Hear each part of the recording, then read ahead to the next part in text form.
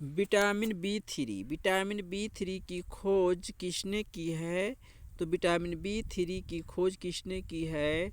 Conrad Arnold इल्वेहजेम ने की है। ठीक है। रासायनिक नाम, विटामिन बी थ्री का रासायनिक नाम क्या है? तो नियासिन है। विटामिन बी थ्री का रासायनिक नाम क्या है? नियोसिन है, नियासिन है। विटामिन बी थ्री का रासायनिक नाम क्या है? तो नियासिन है। स्रोत इसके क्या है? कैसे विटामिन सी प्राप्त होता है? तो हरी सब्जियां खाने से, दूध और फल खाने से। हरी सब्जियां, दूध और फल से प्राप्त होता है क्या? Vitamin B three. इसकी कमी, विटामिन बी थ्री की कमी से के कारण, है ना, विटामिन बी थ्री के कारण कौन से डिजीज बीमारियां होती है? तो पैलिग्रा बीमारी होती है। ठीक है। इसको 4D बीमारी भी कहा जाता है। 4D बीमारी के नाम से भी जाना जाता है। पैलिग्रा बीमारी को 4D बीमारी। बी थ्री की कमी से कौन रोग होता है? तो पैलिग्रा बीमारी होता है, जिसे 4D डिजीज भी कहा जाता है। 4D डिजीज में है 4 प्रकार के होते हैं, है ना। कितने प्रकार के होते हैं? तो 4 प्रकार के होते हैं। डर्माटिटिस, स्किन इन्फेक्शन होता है, इन्फेक्शन, है ना। डायमेंटिया, लॉस ऑफ मेमोरी, इसमें मेमोरी लॉस हो जाती है ना। और है डायरिया, उल्टी, दस्त होते हैं और शरीर में पानी की कमी हो जाती है ना। और उसके बाद चौथा, मृत्यु हो जाता है। 4 स्थितियाँ हैं। ठीक है। नेक्स्ट हम लोग देखते हैं। नेक्स्ट देखिए, विटामिन बी5। कौन है विटामिन बी5? तो विटामिन बी5, इसकी खोज किसने की है? तो रोजर जे विलियम्स ने की है। रोजर जे विलियम्स ने की है। विटामिन बी5 की खोज किसने की है? तो रोजर जे विलियम्स ने की है। विटामिन बी5 का रासायनिक नाम क्या है? पेंटोथेनिक है। विटामिन बी5 का रासायनिक नाम क्या है? पेंटोथेनिक है। इसके स्रोत सेम है, वही जो विटामिन बी3 के थे। ठीक है। दूध और सब्जी आदि से, है ना, उसी से प्राप्त होता है। इसकी कमी, बी5 की कमी से क्या होता है? तो बाल सफ़ेद होने लगता है। क्या होता है? विटामिन बी5 की कमी से कौन सा रोग होता है? तो बाल सफ़ेद होने लगता है। इसकी कमी से क्या होता है प्रभाव? बाल सफ़ेद होने लगता है। तो बाल सफ़ेद होना किस विटामिन की कमी से का कारण अब बताता है? तो विटामिन बी5 का। नेक्स्ट हम लोग देखते हैं विटामिन बी6। इसकी खोज किसने की है? सैमुअल लेपोस्की एंड पॉल जॉर्जी ने की है। सैमुअल लेपोस्की एंड पॉल जॉर्जी ने की है। विटामिन बी6 का रासायनिक नाम क्या है? रासायनिक नाम पायरिडॉक्सिन है। विटामिन बी6 का रासायनिक नाम क्या है? पायरिडॉक्सिन है। विटामिन बी6 का रासायनिक नाम क्या है? तो पायरिडॉक्सिन है। ठीक है। इसकी कमी, बी6 की कमी से क्या होता है? तो बी6 की कमी से एनीमिया, त्वचा संबंधी रोग होता है। बी6 की कमी से क्या होता है ना, और त्वचा संबंधी रोग होता है। इसके स्रोत क्या है? विटामिन बी6 के स्रोत क्या है? कहाँ से प्राप्त होता है? तो दूध, मांस, फल, हरी सब्जियां खाने से। दूध, मांस, फल, हरी सब्जियां खाने से क्या प्राप्त होता है? विटामिन बी6 प्राप्त होता है। नेक्स्ट हम लोग देखते हैं विटामिन बी7। कौन? विटामिन बी7। विटामिन बी7, इसे विटामिन बी7, है ना, विटामिन बी7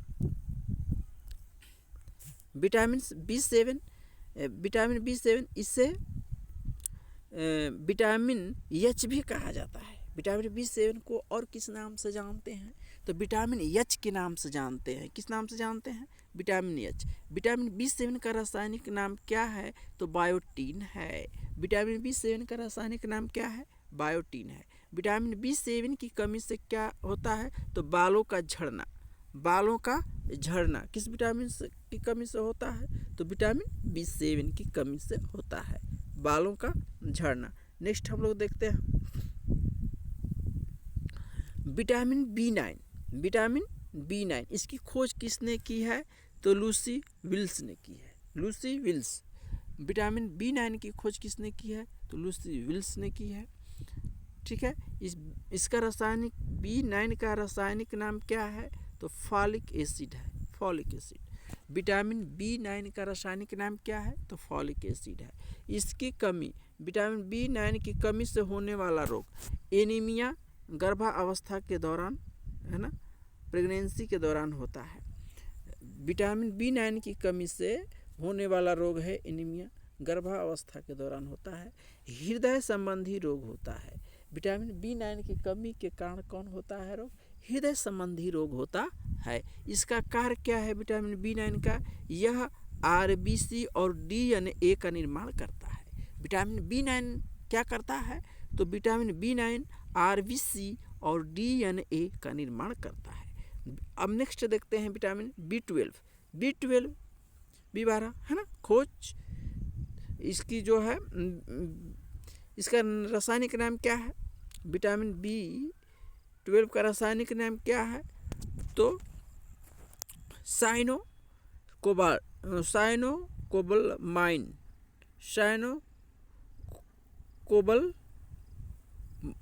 नाम है। साइनोकोबालामाइन। ठीक है। नेक्स्ट देखते हैं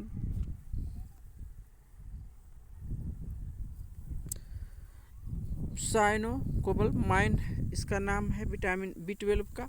इस विटामिन में कोबाल्ट पाया जाता है। किस विटामिन में कोबाल्ट पाया जाता है? तो विटामिन B12 में कोबाल्ट पाया जाता है, जो कैंसर के इलाज में लाभदायक होता है।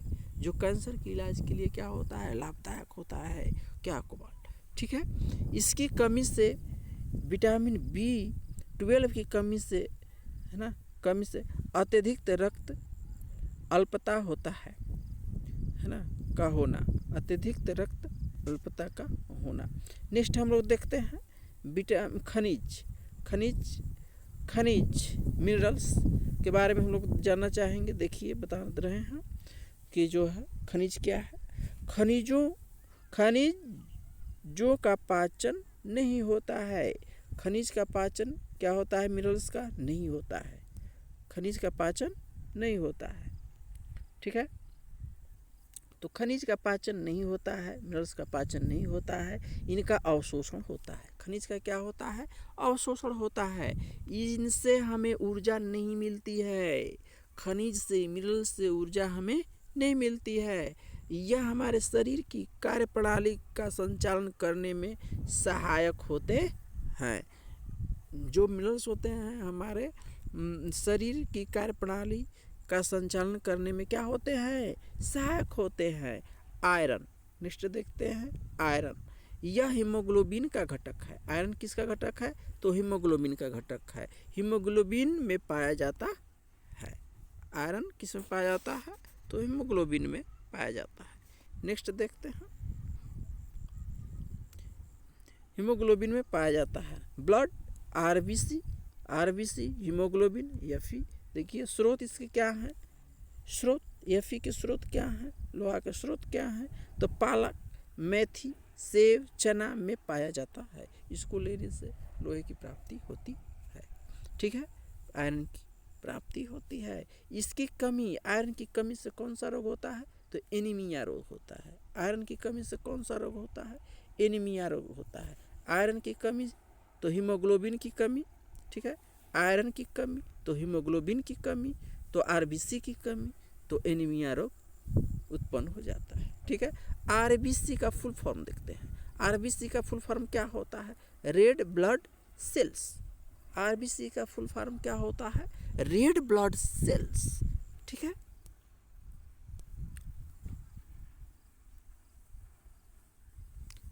सोडियम। अब हम लोग देखेंगे सोडियम। यह इलेक्ट्रो रासायनिक आवेग को रेगुलेट करता है।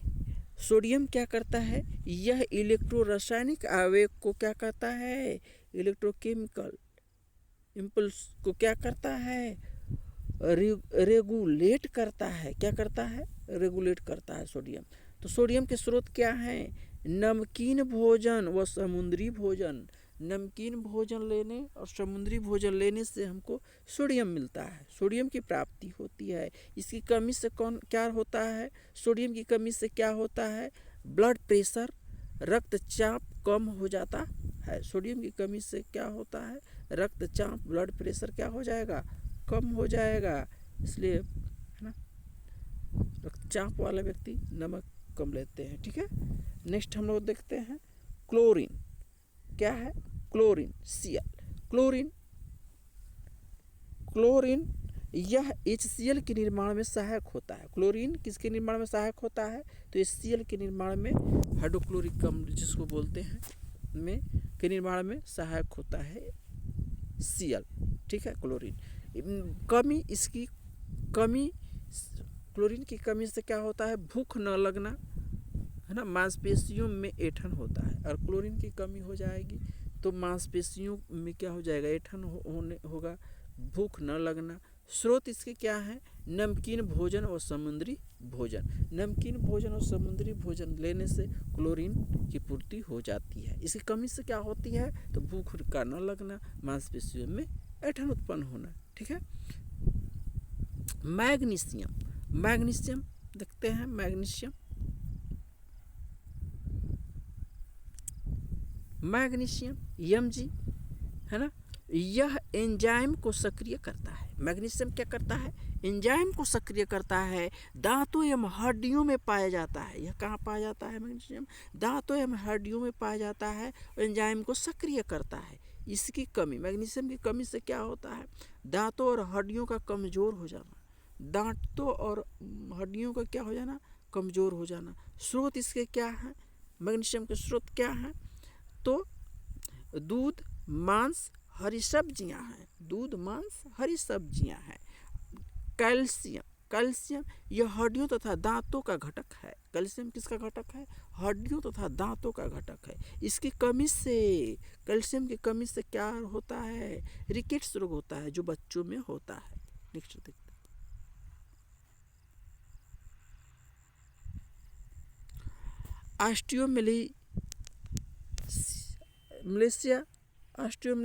ऑस्टियोपोरोसिस, है ना, ये सब है।